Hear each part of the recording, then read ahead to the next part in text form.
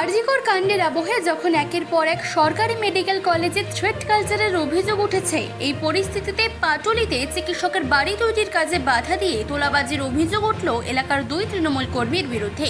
Viral হলো চিকিৎসক নিযুক্ত কন্ট্রাক্টরকে চাপ দেওয়ার অডিও, যেখানে তাকে ডাক্তারবাবুকে হুমকি দেওয়ার কথা বলা হচ্ছে। পাটুলি থানায় চিকিৎসক লিখিত অভিযোগের ভিত্তিতে তোলাবাজির অভিযোগে গ্রেফতার করা হয়েছে 2 তৃণমূল কর্মীকে। ধৃত 2 তৃণমূল কর্মী কান্তি জানা এবং পলাশ নস্কর কলকাতা পৌরসভার 110 নম্বর ওয়ার্ডের কাউন্সিলর এবং স্থানীয় তৃণমূল নেতা স্বরাজ মণ্ডলের ঘনিষ্ঠ বলে স্থানীয় সূত্রে খবর।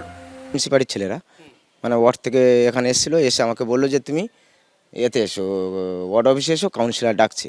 গিয়ে বলছে তুমি ওই যে বাড়িটা ভাঙছো, ওই বাড়িটা এখন কি জানো নিয়মকানুন বেরিয়েছে, রাবিশ সব দিয়ে দিতে হবে কর্পোরেশনের। পলাশ বা কান্তি জানা বলছে মোটামুটি আমাদের পিছনে অনেক ছেলে আছে, মিনিমাম হচ্ছে কি 1 লক্ষ টাকা দিতে হবে। কান্তি জানা বা পলাশ এরা আমাদের তৃণমূলের কেউ নয়। এ তো একটা ব্যাধি। আমি আর এই বিষয়ে কি বলবো।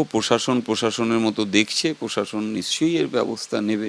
মাননীয় মুখ্যমন্ত্রী এবং আমাদের দলীয় নেতৃত্বও বলছেন যে কোনো বিষয়ে এই সমস্ত ঘটনার কোনো ধারে পাশে কাউকে না যেতে। তোলাবাজি তো মানে সর্বান্তকরণে বন্ধ করা উচিত। এই কয়েকটি একেবারে মিনিমাম কয়েকটি লোকের জন্য অন্যান্য ক্ষেত্রে খুব বদনাম হয়ে যাচ্ছে। চিফ এডিটর জিতেন সরকারের রিপোর্ট, চেতনা বার্তা। জেগে থাকে, জাগিয়ে রাখে।